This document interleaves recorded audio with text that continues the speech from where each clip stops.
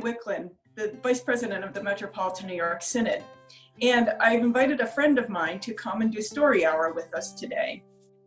This is Coco Taylor, who is a member of one of our Metropolitan New York Synod congregations, Trinity Lower East Side, and Coco just loves to read. I'm going to turn it over to you, Coco. Thank you so much, Renee. I'm so happy to be here. Welcome to our Drag Queen Story Hour. I'm going to read some stories for you today, and Renee is going to speak a little in between. But first, what I like to do with these, because I know you little ones can get a little antsy, we're going to get our energy out right now before I read the first story, okay? So I want to do a little exercise, and Renee, if you wanted to do it with me, you could do it too. So I want you to take your left hand and just shake it out. Shake out all the energy and let it go. Then we're gonna take our right hand, we're gonna shake it out, and we're gonna let it go. Now take your right foot, take your left foot, shake them out, and let them go. Perfect. All right, are you guys ready for our first story? All right, our first story is called When God Made You.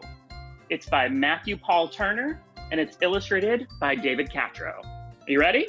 Let's get into it. Ooh.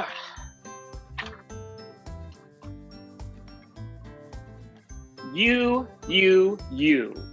When God made you all shiny and new. An incredible you, a you all your own, a you unlike anyone else ever known. An exclusive design, one God refined, you're a perfectly crafted, one of a kind. 'Cause when God made you, somehow God knew that the world needed someone exactly like you. You, God thinks about you. God was thinking of you long before your debut. From the very beginning, amid history and time, you, little one, never left God's mind. God imagined your eyes, your head's shape and size, and knew what you'd look like when you felt surprised. God pictured your nose and all 10 of your toes. The sound of your voice, God had it composed. The lines on your hands, your hair, every strand, God knew every detail like it was all planned.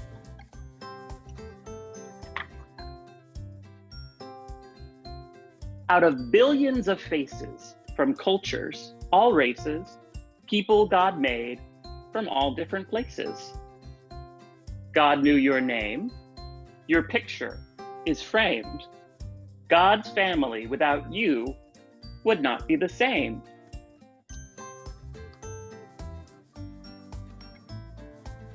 Because when God made you, this much is true. The world got to meet who God already knew. You. When God sees you, God delights in what is and sees only what's true. That you, yes, you, in all of your glory, bring color and rhythm and rhyme to God's story.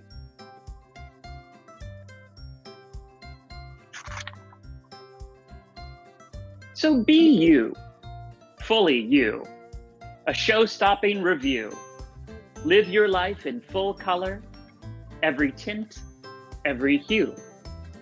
Discover, explore, have faith, but love more. And learn and relearn all that God made you for. Use your talents and passions, those gifts that God fashioned. Think up ideas and then put them to action.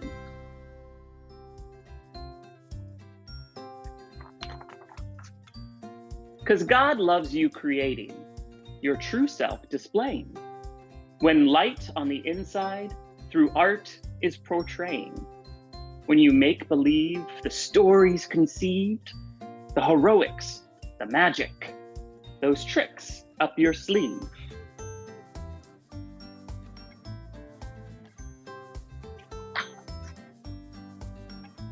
When you dance alone, spinning like a cyclone, being whoever, whatever, in a world all your own.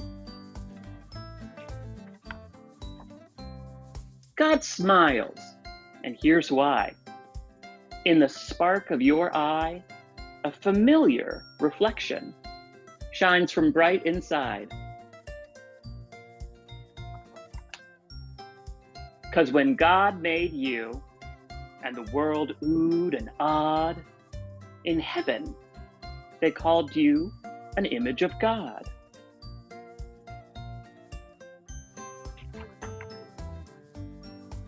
You, when God dreams about you, God dreams about all that you will be true.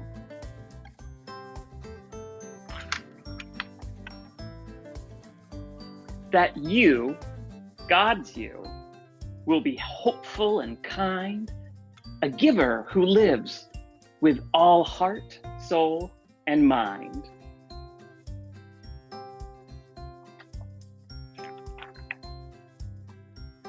A dreamer who dreams in big and small themes, one who keeps dreaming in journeys upstream. A mover, a shaker, a lover of nature, a builder of bridges, you, the peacemaker. A you who views others as sisters and brothers, and lives by 3 words: love one another.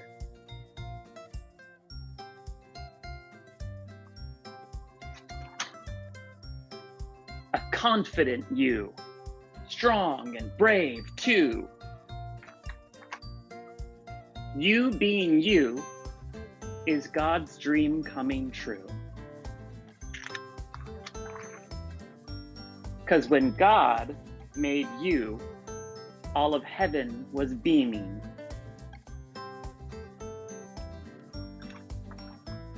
Over you, God was smiling and already dreaming.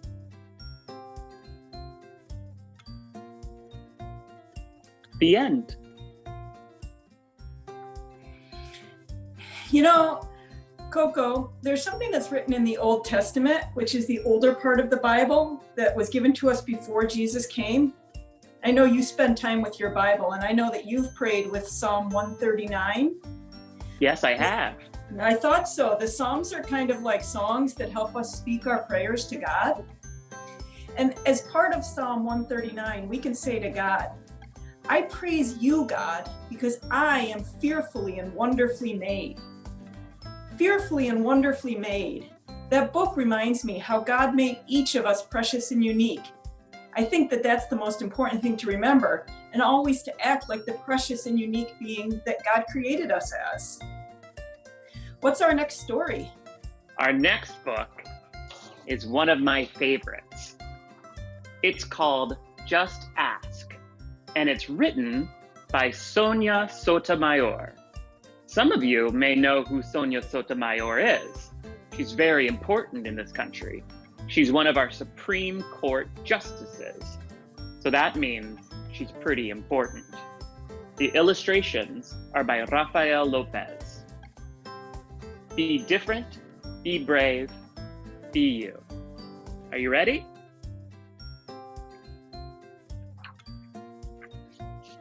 Just Ask by Sonya Sotomayor. Hi, I'm Sonya. My friends and I are planting a garden. Gardens are magical places. Thousands of plants bloom together, but every flower, every berry, and every leaf is different. Each has a different smell, different color, different shape, and different purpose. Some flowers need lots of sunlight. Others thrive in the shade.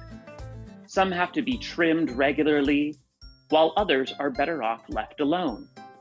Some trees and flowers are more fragile, and others are more hardy. Kids are all different too. Some of us are in a hurry, and others take more time. Some of us seem shy and quiet, while others are chatty and loud. Some of our differences are easy to spot. Others take longer to notice. Each of us grows in our own way. So if you are curious about other kids, just ask.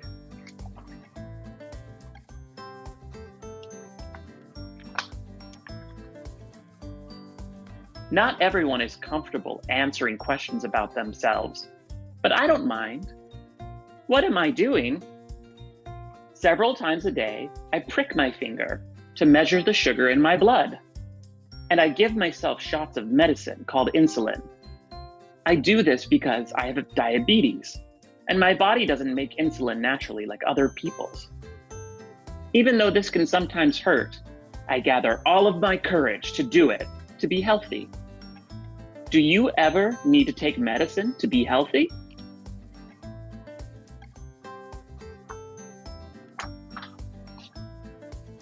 I do.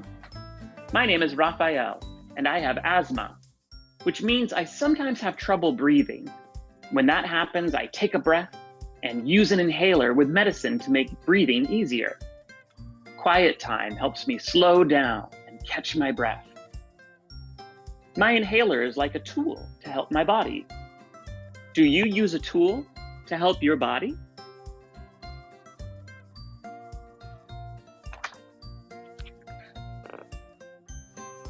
I'm Anthony, and I use a wheelchair to get around. Even though I can't run with my legs, I can go super fast. How do you get from place to place?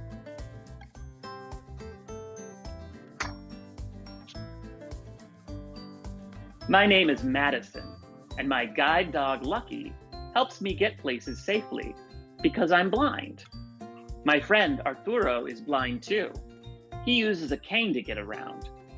Even though we can't see, we strengthen our other senses and notice lots of details others may miss. We can hear with our ears, smell with our noses, and feel with our hands. How do you use your senses?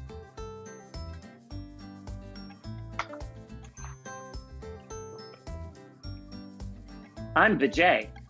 I learn about the world differently because I can see, but I can't hear. I'm deaf.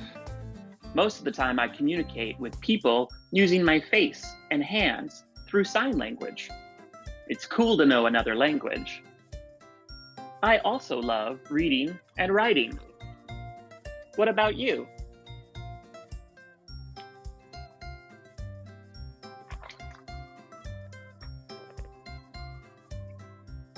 I'm Bianca, and I have dyslexia, so I have to work really hard and take my time when I am reading and writing words. Sometimes I use computer programs to help me. I love learning by doing things. My imagination is full of ideas, and I'm very good at making art from the pictures I see in my mind. Are you really good at doing something?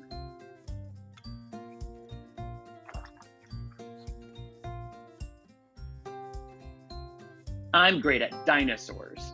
I know all about them. I'm Jordan, and I have autism. Organizing and counting all my toy dinosaurs again and again makes me feel calm. My classmate, Tiana, also has autism, but it's different for her. She doesn't talk, but I like to talk. I especially like to talk about dinosaurs. What do you like to talk about?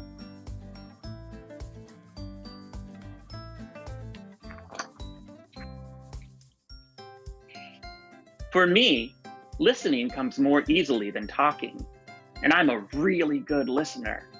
My name is An, and I speak with a stutter, so I sometimes repeat a word or get stuck when I try to say it. It may take me a little longer to express myself, and sometimes I'm too shy to talk, but I understand everything that is going on. Do you ever wonder if people understand you?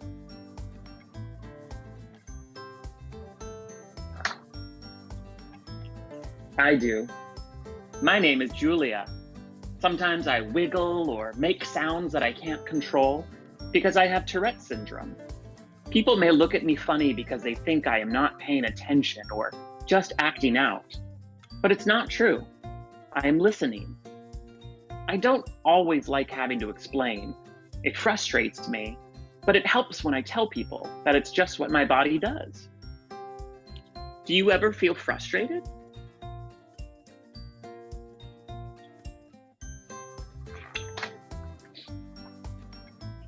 My name is Manuel, and I have attention deficit hyperactivity disorder. It's also called ADHD.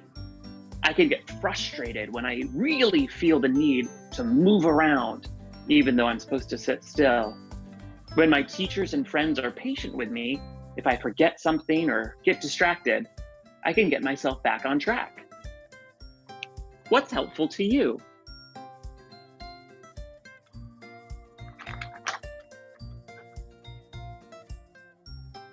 I'm Nolan. It's helpful to me when the food I eat has a clear label that says it's nut-free because I'm allergic to nuts. They can make me so sick that I would have to go to the hospital if I ate any, even by accident. So I always tell people about my allergy and ask if any food has nut ingredients. Speaking up keeps me healthy. How do you use your voice?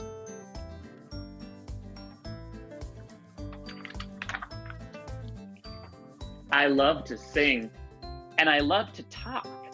I love to make new friends and be included. I am Grace. I was born with Down syndrome. Kids like me with Down syndrome have an extra building block called a chromosome in our bodies, but we are all different from each other too. I can do almost anything any other kid can do, though learning new things can take some time. One way I learn is to ask questions. What helps you learn?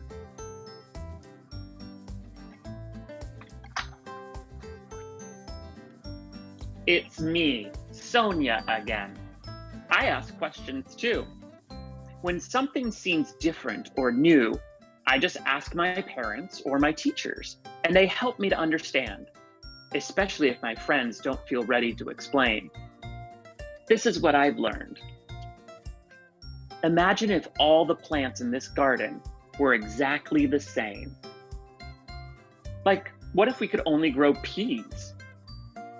That would mean no strawberries or cucumbers or carrots. It might also mean no trees or roses or sunflowers. Just like in our garden, all the ways we are different make our neighborhood, our whole world really, more interesting and fun. And just like all of these plants, each of us has unique powers to share with the world and make it more interesting and richer. What will you do with your powers?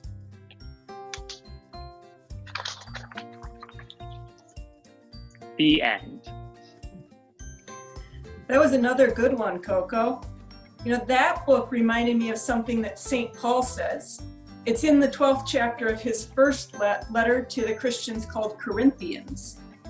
And St. Paul talks about the church, like the body of Christ, being made up of different parts who do different things. They have different functions. Like how on your body, your ear and your hand, they do totally different things, but they're both important. So as you were reading that, I was thinking about, like, no matter what our role is, or no matter what our talents are that we've got from God, we each have our own special place in God's kingdom with our own role to play. I thought that's a great message. It is. It is. What do we have next? So our next book is our last book. So we're all gonna pay attention and sit still because we have one more left. Our next book is called Red, A Crayon's Story, and it's by Michael Hall.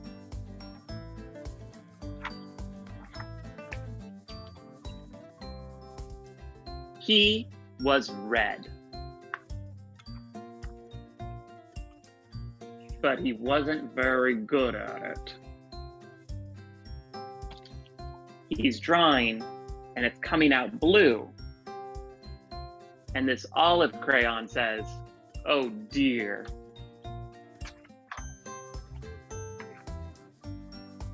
His teacher thought he needed more practice.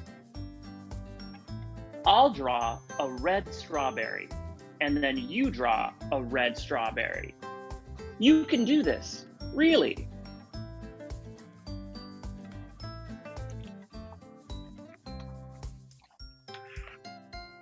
But he couldn't, really. Like this, says the red crayon. Oh my, let's try again, the scarlet teacher crayon says.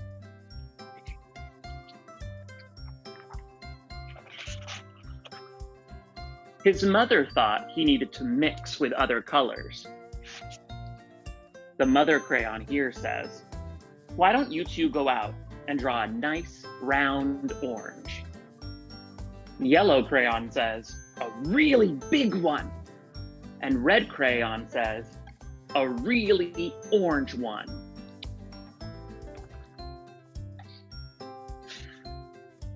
But they made a big greenish one. Yellow crayon says, yuck. And red crayon says, oops.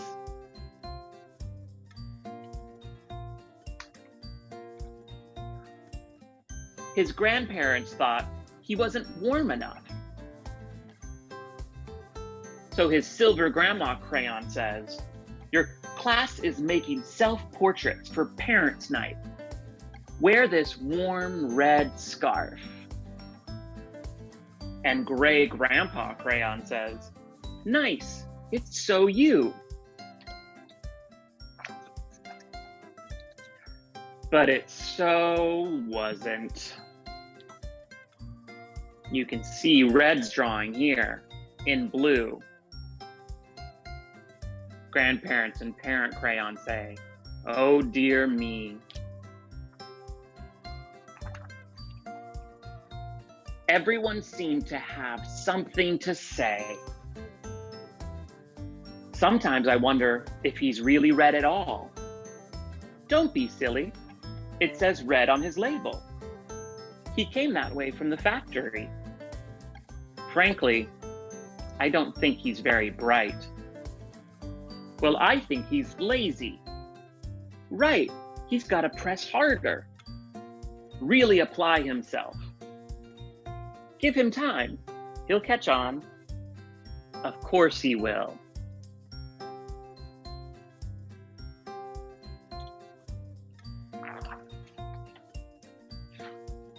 But he didn't catch on. Green crayon drew a green frog, and the black crayon drew a black sheep, and the brown crayon drew a brown cow, and red, blue. All the art supplies wanted to help. The masking tape thought he was broken inside, so he taped him and said, this'll help you stay together. The scissors thought his label was too tight. One snip should do it, and tried to cut his label. I thought he wasn't sharp enough, so the pencil said, stay still now, and sharpened him some more. But even with all our help and all his hard work,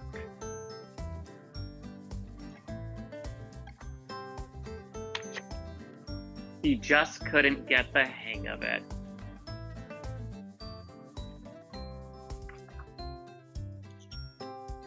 One day, he met a new friend.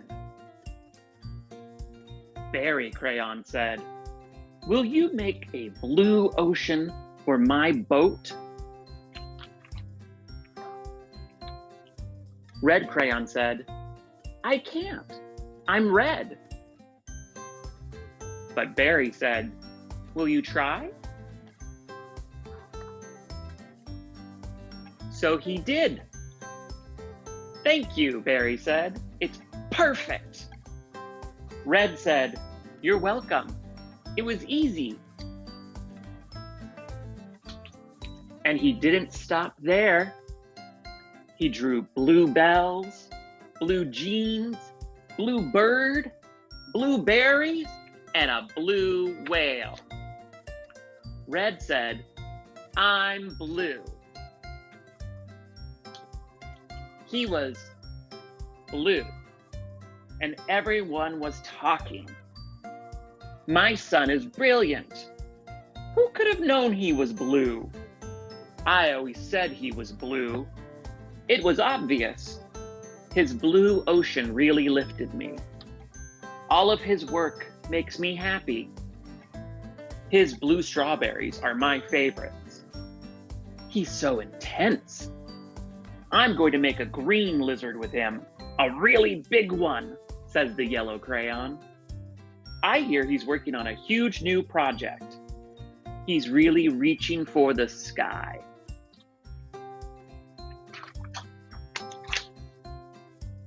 And he really was.